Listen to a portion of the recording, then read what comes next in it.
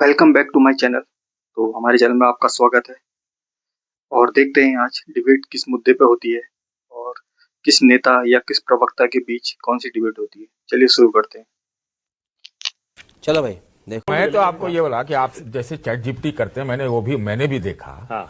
अगर भारतीय जनता पार्टी और उनकी सरकार ने अगर ये आगामी चुनाव खासतौर से बंगाल को प्रभावित करने के लिए ये महिला रिजर्वेशन बिल वाला लाया है, तो ये उनको पता होना चाहिए कि ममता बनर्जी वहां पंचायत में 50% रिजर्वेशन वीडियो अगर अच्छी लगे दे चुकी है और इससे भी ज्यादा।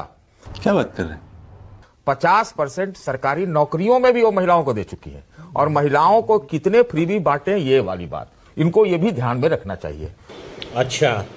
और दूसरी बात मैं एक टिप्पणी करूं, आपने कहा 2011 के सेंसस पर ये होगा सीटें, क्या मतलब 2011 पर 16 साल बाद, मतलब 15 साल 16 साल बाद, अब ये कौन से लॉजिक है भाई? आप जनगणना करानी चाहिए इस हिसाब से। तो क्या है, आप 2011 पर फ्रीज कर दो और 2111 में करवा लेना। मुझे क्या सुन रहा हूं मैं? आप ही बता दीजिए, कोई बता दे यहाँ पर कि जो लोकसभा में इतनी बड़ी सीटें लगा दी गई है संसद में, वो किस सेंसस पे होगा?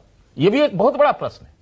बीजेपी का कहना यह है कि जब हम लाए, हमने पास कराया, तब आप बोले जी ये तो 2034 से पहले लागू ही नहीं होगा, पता नहीं कब होगा। अब 2029 में लागू करने के लिए कदम उठा रहे हैं, तब भी आप विरोध कर रहे हैं। मैं तुम्हें अभी समझाता हूं। इधर भी विरोध, उधर भी विरोध। आप सुन लीजिए, आप जो भी कहें, मैं ये कह रहा हूं कि अगर इस तो किसी ने सरकार को मना नहीं किया था, या किसी ने ये नहीं कहा था कि भाई ये जो लास्ट जनगणना हुई उसके बाद आप 16 साल लगा दो। ये किसने कहा? 2-3 साल तो कोविड में निकल गए ना सतीश जी। अरे तो उसके अलावा भी बताना चाहिए ना, ये भी तो 3 साल निकल गए ना कोविड में। महाराज उसके अलावा भी 13 साल हुआ। हाँ। और अभी तो इनोवेशन शुरू हुआ, कब तक होगा? ये एक बहुत भारी प्रश्न है कि देश में आप क्या सरकार चलाते हैं, कौन सी योजना बनाते हैं, किसको कितना पैसा दीजिएगा, महिलाओं को कितना दीजिएगा, राज्यों को कितना दीजिएगा, कहां का सीटें कितनी होंगी, कैसे होगा? ये बड़ा इलॉजिकल है। तो ये गड़बड़े बाबा पनडुब्बी पॉलिटिक्स जो इस देश में चलती रहती है ना, हाँ, कभी ये निकाल दो, कभी ये निकाल दो। एडहॉक पॉलिटिक्स से देश बढ़िया से नहीं चलता है।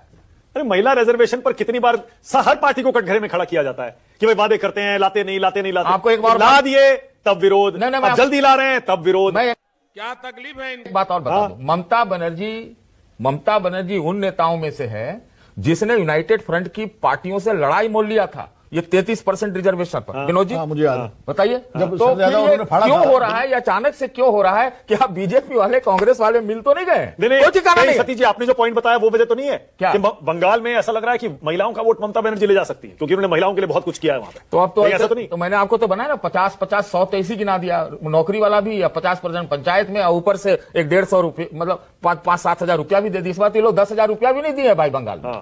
चैनल को सब्सक्राइब करें। 5-6 हजार दिया है आसाम में, 5-6 हजार वहां दिया है, बंगाल में फुट्टी कौड़ी नहीं दिया है। नहीं दिया है। अब यही सब तो बीजेपी कैसे, यही तो वादा तो कर ही सकती है। इसी में तो पनडुब्बी में पता नहीं लगता। एक और बात कही आशुतोष सर ने, उन्होंने कहा कि सुप्रीम कोर्ट को सिर्फ तो पता किस रोल में, एग्जीक्यूटिव में क्यों चला जाता है? अच्छा भाई, बिल्कुल सही बात है।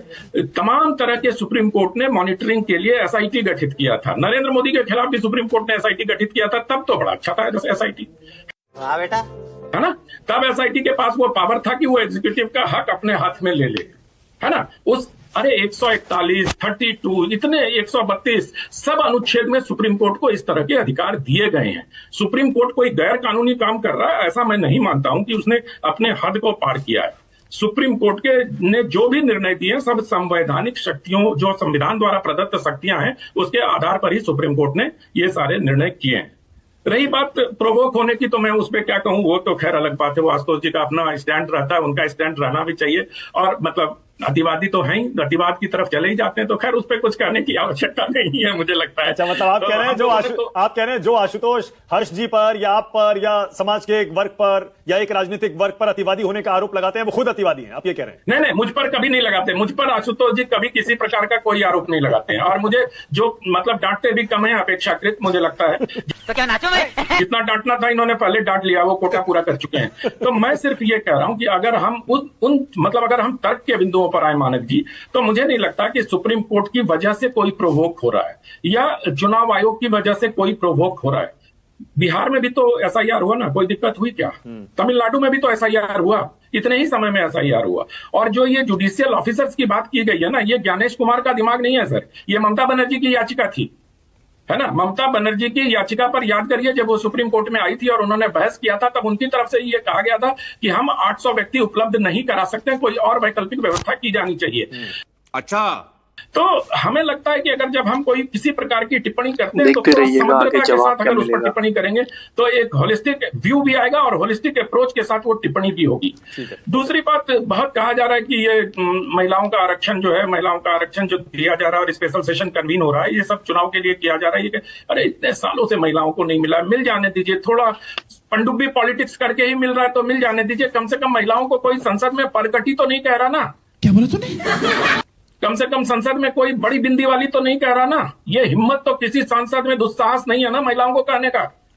तब तो हम बहुत लालूट होते थे ना कि इन लोगों ने ऐसा किया और लोग बिल फाड़ के फेंक देते थे। अब तो किसी की हिम्मत नहीं ना बिल फाड़ के फेंक देने, क्योंकि हमारे समाज की महिलाएं अब उठ खड़ी हुई हैं। उनको अपने वोट के राइट्स का, की शक्ति का अंदाजा है, अनुमान है।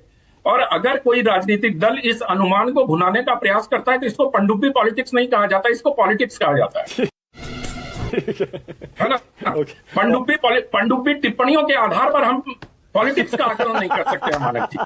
तेरा तो गेम बजाना पड़ेगा। आशुतोष क्या कह रहे थे, बोलिए आशुतोष। नहीं, देखिए, मैं तो एक ही बात कहता हूं भाई, आप ममता बनर्जी से नफरत करते करते बंगाल से नफरत मत करिए, बस। क्या बात है सर। ये जो बंगाल की एक छवि बनाने की कोशिश की जा रही है, ये देश के लिए बहुत खतरनाक बात है। और ये मैं हर उस जगह देखता हूं जहां विपक्ष की सरकार होती है। आप उनके खिलाफ एक कैंपेन, जैसे एक इन्वेडिंग आर्मी होती है, उस तरीके से इन्वेडिंग आर्मी काम करती है। आपने देखा असम के अंदर क्या इतने बड़े पैमाने पर तबादले हुए? हमको नहीं पता। जिस तरीके की बयानबाजी हिमंता बिश्वा शर्मा कर रहे हैं, अगर इस देश के अंदर वाकई में लोकतंत्र होता, अब तक वो जेल के अंदर होते और सड़ रहे होते, जमानत नहीं मिलती। तुम्हें शर्म है कुछ? जमानत नहीं मिलती उनको।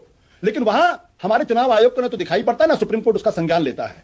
इसलिए मैं कहता हूं कि आप, चूंकि वहां विपक्ष की सरकार है, इसलिए आप उस पूरे प्रदेश को ही एक ऐसा तमगा दे देना चाहते हैं जैसे वहां के लोग स्वभावतः हिंसक है। मैं अनंत विजय में कोई टिप्पणी नहीं कर रहा, क्योंकि आप जानते हैं जिनके साथ मैं काम करता हूं उन पर कभी टिप्पणी नहीं करता। लेकिन यह बात समझनी चाहिए हम लोगों को कि कृपया करके बंगाल की वो छवि न बनाए। अच्छा आशुतोष, ये जो आपने कहा ना, ये जो आपने कहा, मुझे सुप्रीम कोर्ट पर भी इस बारे में आपत्ति है। और मैं I don't miss my word. Supreme court ने ये कहा कि मोस्ट पोलराइज्ड स्टेट, मतलब आप एक स्टेट को पूरी स्टिग्मेटाइज, स्टीरियोटाइप करना चाहते हैं।